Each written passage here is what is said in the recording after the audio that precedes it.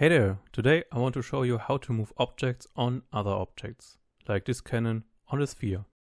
So we actually do that by pulling the cannon to the sphere. So this script will be attached to the sphere.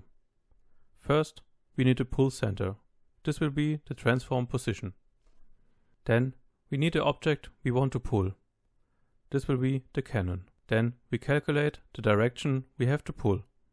So it's the pull center minus the cannon position. After that, we calculate the distance with vector3.distance, because the distance will influence the gravity pull. Now we need two variables, one public pull strength and one private rigid body. We can get the rigid body in our wake method from our cannon. So to pull the cannon to the sphere, we have to add force to our rigid body. To calculate the force, we have to divide our pull strength with our distance, and then multiply it by our rigid body mass, our time, and our direction. So back in Unity, we have to set up our objects. The cannon has a rigid body with no gravity and 4 sphere colliders.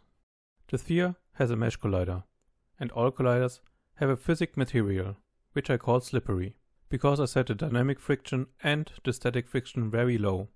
So to test this, I set the pull strength to 10 and assigned our cannon. I also put the cannon a bit up so you can see the result. So the cannon immediately falls down on the sphere regardless the used gravity. We can also drag it up again or in any other direction and it will return to the sphere.